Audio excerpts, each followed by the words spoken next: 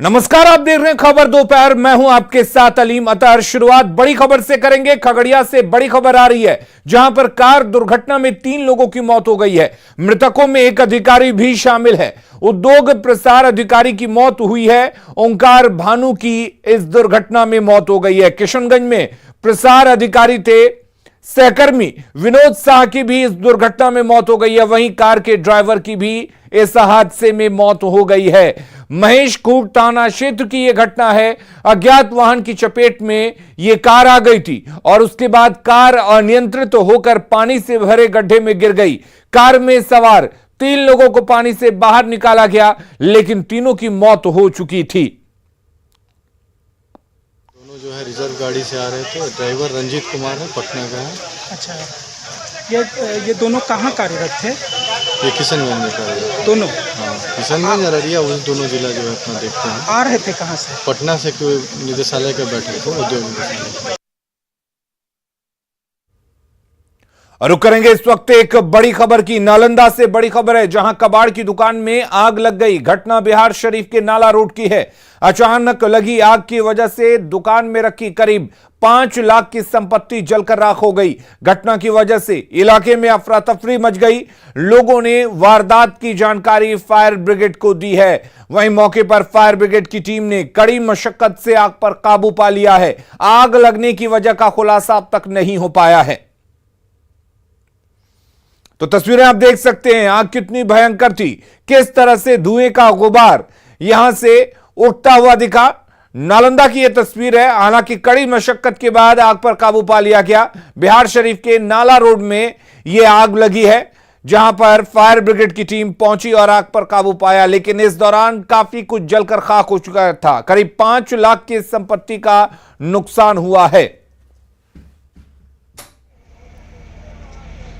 जानकारी मिला कि आग लगे भरे। कितना का सामान होगा? 4-5 लाख के।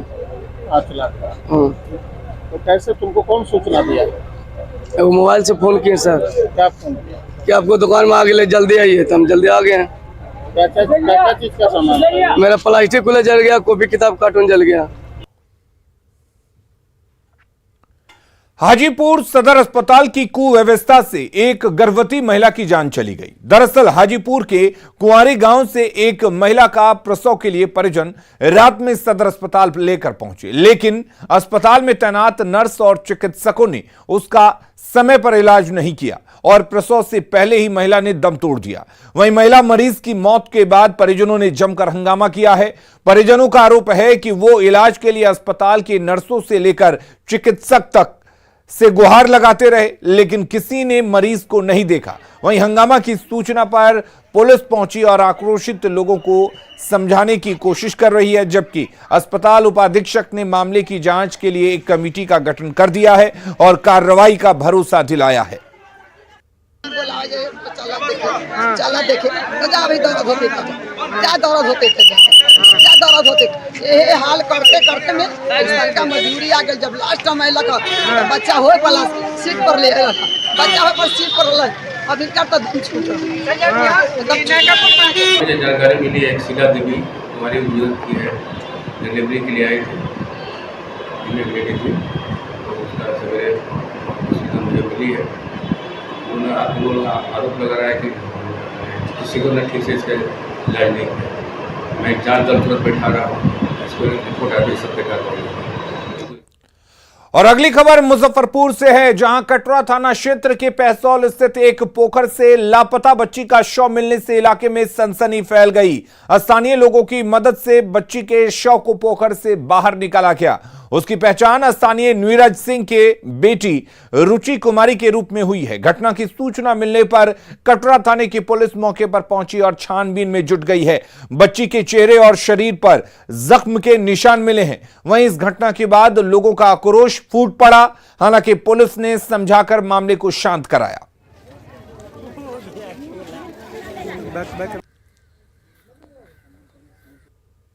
यानी जब से कलश स्थापन हुआ है, हम पर्सनल घर पे आगे हुए हैं पूजा के व्यवस्था में, और जो भी परिवार के बच्चे हैं जो भी हैं वो हमारे पूजा स्थल पर आके ही मिलते जुलते हैं। बाद बाकी वैसा यानी हमको यानी इस संदर्भ में ये नहीं हुआ कि इस तरह का घटना होगा। हाँ, लेकिन अब हम सीसीटीवी कैमरा के माध्यम से और जो उस बच्चे के साथ बच्चा था उससे मिलने के बाद ही इस पर हम कोई निर्णय लेंगे। रुक करेंगे इस वक्त एक और बड़ी खबर की। पटना से बड़ी खबर है जहां पर सीएम नीतीश कुमार समीक्षा बैठक कर रहे हैं। लॉ एंड ऑर्डर को लेकर समीक्षा बैठक चल रही है। एक अणे मार्ग में यह बैठक हो रही है जिसमें बिहार के तमाम आला अधिकारी मौजूद हैं। CM Nitish Kumar law and order को लेकर समीक्षा बैठक कर रहे हैं जो कि खत्म हो चुकी है। लॉ एंड ऑर्डर को लेकर यह समीक्षा बैठक चल रही थी। जिस तरीके से बिहार में लॉ एंड ऑर्डर की सिचुएशंस हैं उसको लेकर यह बैठक चल रही थी। आपको बता दें कि मुख्यमंत्री Nitish Kumar law and order को लेकर लगातार समीक्षा बैठक करते रहते हैं। आरा में अपराध की घटना पर बीजेपी ने चिंता जताई है। पूर्व मंत्री नंदकिशोर यादव ने कहा कि बढ़ता अपराध बिहार के लोगों के लिए चिंता का विषय है। उन्होंने दोषियों के खिलाफ कड़ी कार्रवाई की मांग की है।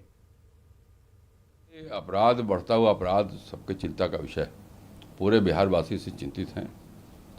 सरकार की जो छवि थी एनडीए सरकार की, उस छवि के अनुरूप लोग देख नहीं पा रहे हैं और बढ़ता हुआ अपराध पूरे बिहार के लिए चिंता का विषय है। सरकार को अविलंब कार्रवाई करनी चाहिए, अंकुश लगाना चाहिए। सरकार कितना सफल होती है देखने की चीज। और अपराध पर बीजेपी से सवाल पर जेडीयू ने पलटवार किया है। जेडीयू नेता नीरज कुमार ने कहा कि बीजेपी को एनसीबी के आंकड़े को देखना चाहिए। लेकिन आरा की घटना दुखद घटना है, निश्चित रूप से एक चुनौतीपूर्ण घटना है। 2 लोगों की गिरफ्तारी भी इसमें हुई है। अब इसके मामले क्या है, इसका उद्भेदन जल्द से जल्द पुलिस कर करके तो उसको तर्कसंगत तरीके से पहुंचाएगी। भारतीय जनता पार्टी के कार्यकर्ता के साथ भी कोई दुखद घटना होती थी तो कानून व्यवस्था का सवाल नहीं खड़ा करते थे। इसलिए सवाल भारतीय जनता पार्टी से मेरा है कि आरा की घटना दुखद है, पुलिस कार्रवाई कर रही है। छात्राओं के लिए स्कूल में फ्री सैनिटरी पैड की मांग करने वाली रिया रातों रात अपने लोगों के बीच फेमस हो गई है। रिया का कहना है कि उनके पूछे गए सवाल सही हैं और हकीकत यही है कि सबको सैनिटरी पैड नहीं मिल पाता है। रिया ने कहा कि उनके सवाल पर महिला अधिकारी के जवाब से उनके साथियों को बुरा जरूर लगा, लेकिन वो आवाज उठाती रहेंगी। रिया से बात की हमारे संवाददाता धर्मेंद्र कुमार ने। अपने स्वास्थ्य को लेकर आवाज उठाने वाली रिया रातों रात लड़कियों के लिए आइकॉन बन चुकी है। रिया ने अपने सहयोगियों के लिए आवाज उठाया था। हमारे साथ खुद रिया है, हम उनसे बातें करेंगे। रिया को नमस्ते। रिया, आपने अपने सहयोगियों के लिए, अपने साथियों के लिए आवाज उठाई थी सरकार से और उसके बाद एक बवेला सा मच गया। किस रूप में इसे आप देखती हैं? वैसे देखा जाए तो नज़रिया का बात है। अगर सोचिएगा तो एक तरह से अच्छा बात भी है और सोचिएगा तो खराब बात भी है। लेकिन सब लोग, जितनी भी लड़कियां लोग थी, सब लोग को बुरा लगा इस बात का। तो नज़रिया देखिए तो मैडम का जो नज़रिया था, एक तरह से मैडम ने बोली है कि ठेस पहुंचाने का इरादा मेरा नहीं था, लेकिन कहीं ना कहीं सब लड़कियों को लग रहा है कि मैडम का ठेस पहुंचाने का ही इरादा है। आपके उस सवाल ने महिला अधिकारी पर महिला आयोग के द्वारा संज्ञान लिया गया है। अधिकारी को माफ़ी मांगना पड़ा है, मुख्यमंत्री महोदय खुद इस पर आए। क्या लगता है ये सवाल कितना ज़रूरी है लड़कियों के लिए? ज़रूरी तो है ही, क्योंकि एक लड़की का बात नहीं है, वो जितनी भी समाज में लड़कियां हैं सबकी बात है। पहली बात कि जो मैंने सवाल उठाया वो गलत नहीं है, बहुत सही सवाल मैंने मैडम से पूछा। बिल्कुल लगता है कि सरकार हम लोग की मांग को पूरा करेंगे, क्योंकि मैंने खुद के लिए नहीं, जितनी भी लोग हैं सबके लिए कहा, एक पर्सनल नहीं बोला। मुझे विश्वास है सरकार पे कि वो लोग करेंगे। जरूरी तो है, ये बढ़िया का बात बोला है। ये तो कोई अपना लगी पर अपना नहीं आओ तो आगे लड़कियों नहीं जे तो लगी बोला है तो ठीक है बोले। तो आपने सुना, रिया का कहना है कि उन्होंने अपने सहयोगियों के लिए आवाज़ उठाई थी और उनके इस आवाज़ के बाद जिस तरह से सरकार जागृत हुई है और महिला अधिकारी को नोटिस भी किया गया, उन्होंने माफ़ी भी मांगी, महिला आयोग ने भी संज्ञान लिया। इन सब के बाद इनको उम्मीद है, रिया को उम्मीद है कि सरकार जागेगी और जो इनकी मांग है कि स्कूलों में फ्री दिया जाए, वो जरूर सरकार मांग को पूरी करती नजर आएगी। न्यूज़ 18 के लिए पटना से धर्मेंद्र कुमार। और अगली खबर बेतिया से है, जहां स्वास्थ्य विभाग की तरफ से चनपटिया विधानसभा अंतर्गत 2 उप स्वास्थ्य केंद्र का शिलान्यास कार्यक्रम था, जिसमें बीजेपी के प्रदेश अध्यक्ष संजय जायसवाल को भी शामिल होना था।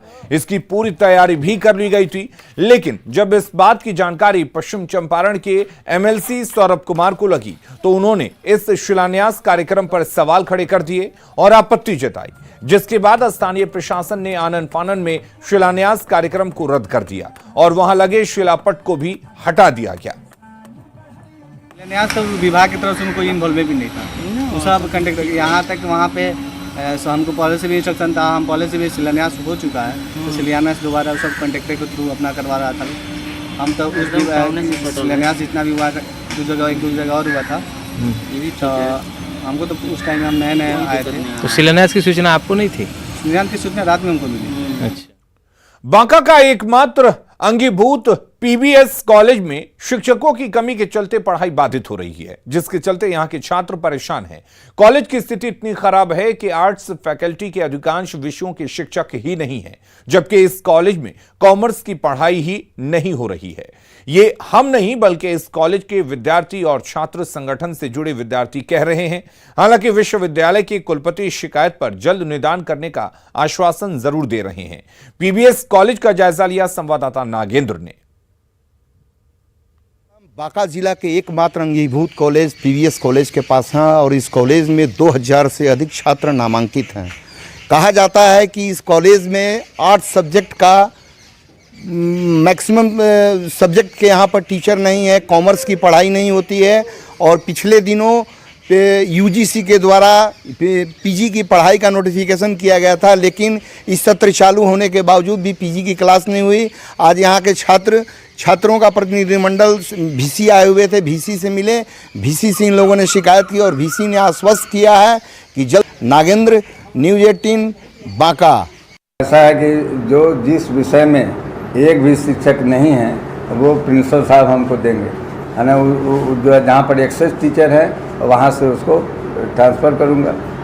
दूसरा उपाय यह है कि अभी जो गेस्ट फैकल्टी के एक तो बहाली जो हो गई, अभी जो बहाली की प्रक्रिया ऑलरेडी मतलब चल रही है, अंडर प्रोसेस है, वो कल परसों से पूरा तेज़ी से चल रहा है। बहाली की प्रक्रिया इसलिए अभी पूरी नहीं हो रही है क्योंकि ये लोग जानते नहीं हैं, जब भी बहाली होगी तो पहले रोस्टर क्लियरेंस करना पड़ता है। हम लोगों की मांग थी कि यहाँ 8 सब्जेक्ट में बहुत सारे ऐसे विषय हैं जो कि यहाँ पढ़ाई नहीं की जाती है और इससे बहुत स्टूडेंट को समस्या होती है कि अपने मनपसंद विषय पढ़ नहीं पाते हैं, जैसे इतिहास, भूगोल, समाजशास्त्र, IRPM, गृह विज्ञान इत्यादि वगैरह सब्जेक्ट यहाँ है नहीं। एबीपी की तरफ से एबीपी का जो कॉलेज अध्यक्ष था, नगर मंत्री, विभाग संयोजक, मेरा दायित्व है। हम लोग सब मिल के एक जो मूल हमारे जिला में समस्या है वो पीजी का, एक हम लोग को इधर ही नोटिफिकेशन आया था लेकिन वो चल नहीं पाया, सत्र इस बार भी नहीं हो पाया। तो उसके लिए हम लोग कुलपति साहब को बोले कि हम लोग का पीजी का विभाग जल्द से जल्द शुरू हो जाए, जो कि हमारे सैकड़ों बच्चे यहाँ से पलायन कर जाते हैं, दूसरे शहर चल जाते हैं। कटिहार में महापौर, उपमहापौर और वार्ड पार्षद चुनाव को लेकर चुनाव चिन्ह आवंटित होते ही चुनावी बाजार का रंग पूरी तरह से शबाब पर है। अब तक चुनाव से जुड़े प्रचार सामग्री खरीदने के लिए प्रत्याशियों को दिल्ली, पटना और कोलकाता के बाजार पर आश्रित होना पड़ता था, लेकिन अब छोटे शहरों में भी चुनाव सामग्री की बड़ी बाजार को देखते हुए बाहर से व्यापारी आकर चुनावी सामग्री का व्यापार कर रहे हैं। चुनावी बाजार के इस रंग पर व्यापारी और प्रत्याशियों से बातचीत की संवाददाता सुब्रत गुहा ने। नगर निगम और नगर पंचायत के चुनाव चिन्ह मिलते ही प्रत्याशी अब सीधे तौर पर चुनाव सामग्री के दुकान में पहुंचने लगे। ये कटिहार जैसे शहर के लिए बेहद खास बात है क्योंकि इससे पहले दिल्ली, कलकत्ता, पटना से इस तरह का जो चुनाव प्रचार सामग्री लाना पड़ता है, लेकिन अब कटिहार में भी एक बाजार सजा है। बात कर लेते हैं जो लोग इसको लेकर आए हैं। कहाँ से आए हैं? कहाँ? गोरखपुर से सर, गोरखपुर यूपी। किस छाप का? मुख्य पार्षद का है, यही सब छाप है सर। लगातार कितना दिन तक दुकानदारी स्टॉक का है? सर अभी कम से कम 3 से 4 या 5 दिन तक हम दुकानदारी करेंगे। टोपी है, झंडा है, बिल्ला है, स्टिकर है, EVM मशीन है। जी सर, तमाम तरह के छाप है। क्या नाम है? तालीम नाम है सर। जी। कुछ लोग हैं जो चुनाव सामग्री खरीदने आए हैं। इब्रार जी, कहाँ से क्या पहले महानगरों में मिलता अब यहाँ मिल रहा है? ये बहुत खुशी की बात है कि हम लोग को कटिहार में जो मार्का मिलना चाहिए था, दिल्ली पटना में मंगाते थे, आज कटिहार में मिल रहा है, ये बहुत खुशी की बात है। और सब कोई प्रतिनिधि अपना अपना छाप को ले रहे हैं। इससे क्या होगा कि लोगों को प्रभाव पड़ता है छाप से, और कलर में भी ये बहुत अच्छा लग रहा था। जो महानगरों में सुख सुविधा मिलता था, प्रचार सामग्री के लिए लोगों को दूर दूर तक जाना पड़ता, अब वो सुविधा कटिहार में मिल रहा है। ये अपने आप में एक बेहद खूबसूरत नज़ारा है। सुब्रत, न्यूज़ 18 कटिहार।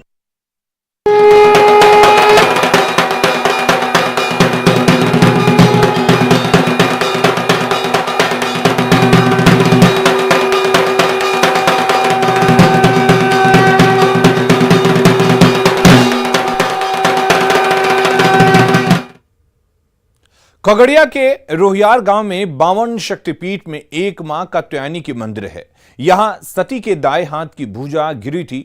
मां कात्यायनी को यहां दूध चढ़ाया जाता है। नवरात्र में कात्यायनी मंदिर में पूजा अर्चना के लिए भारी भीड़ उमड़ती है। श्रद्धालुओं की माने तो मां कात्यायनी के मंदिर में जो लोग भी भक्तिभाव से मां की पूजा करते हैं, उनकी सारी मनोकामनाएं पूर्ण होती हैं। जो हमारी नौ दुर्गा है, नवरात्रि में जिनकी पूजा होती है, उन नौ दुर्गा में छठी देवी हैं। षष्ठम कात्यायनी तीचा, छठी देवी के रूप में माँ कात्यायनी का प्रादुर्भाव हुआ। और ये जो स्थान है खगड़िया जिला में रोहियार गांव में, इसमें बंगलिया में, इस ग्राम में जो स्थित माता कात्यायनी है, ये 52 शक्तिपीठ में जो माता कात्यायनी का जो दायां भुजा गिरा था, उसी के स्वरूप के रूप में यहाँ पे, प्रतीक रूप में यहाँ पे माँ की पूजा होती है। कहाँ से आप आए हैं? हम समस्तीपुर से आए हैं। ये मंदिर का बहुत बड़ा, बहुत ज़्यादा मान्यता है। जो लोग सच्चे मन से जो मनोकामना लेके आते हैं, माता उनका पूर्ण कर देती है। यह माँ कात्यायनी का मंदिर है। यहाँ एक हाथ माता का जो छत बिछत हुआ था, तब यहाँ एक हाथ गिरा था, उसी का पूजन होता है। हम सिसवा से आए हैं। ये यहाँ तो माँ का शक्ति पीठ है, माँ का दाहिना हाथ है। खास करके दुर्गा पूजा में लोग बहुत श्रद्धा से पूजा करने आते हैं, और जितना भी लोग आते हैं सभी लोगों का मनोकामना पूर्ण होता है। बेगूसराय के बखरी प्रखंड स्थित प्राचीन दुर्गा मंदिर तंत्र साधना के लिए प्रसिद्ध है। शक्तिपीठ के रूप में चर्चित इस मंदिर का इतिहास 700 साल पुराना है। ऐसी मान्यता है कि यहां भक्तों की हर मनोकामना पूरी होती है। मुगल काल में स्थापित इस मंदिर में नवरात्र के 8वें दिन से तंत्र साधक तंत्र साधना के लिए पहुंचते हैं। और अधिक जानकारी दे रहे हैं संवाददाता संतोष कुमार।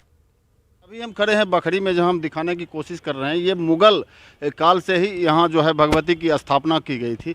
यहाँ के कुछ स्थानीय लोग भी हैं, ग्रामीण भी हैं, उनके अनुसार ये कहा जा रहा है। सबसे बड़ी खास बात ये है कि इस मंदिर में जो है तमोगुण, सतोगुण और रजोगुण, ये तीनों गुण से यहाँ पूजा की जाती है।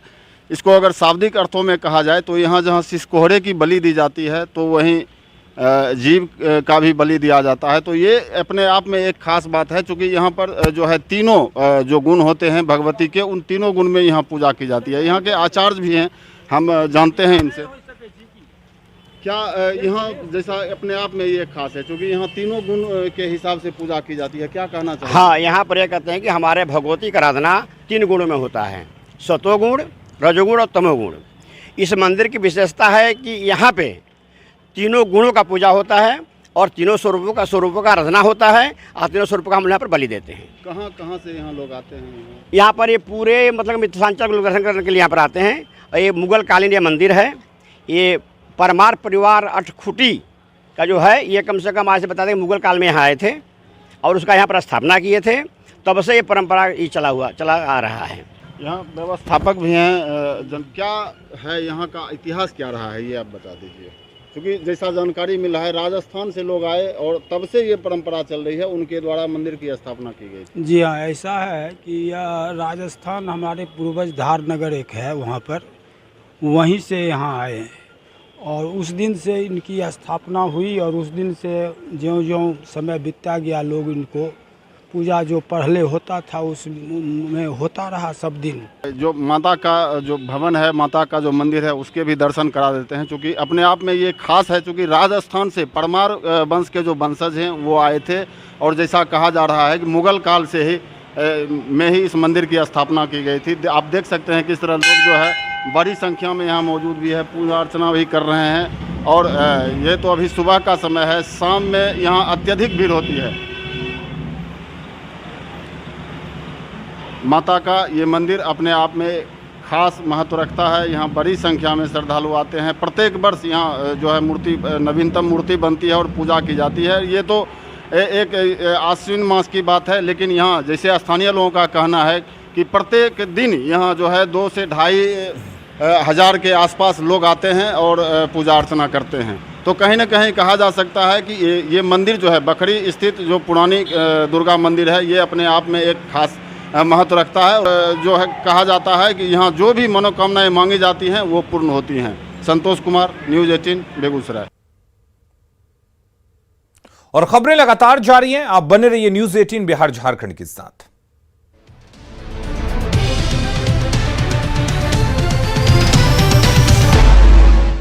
हेडलाइंस प्रेजेंटेड बाय पेट सफा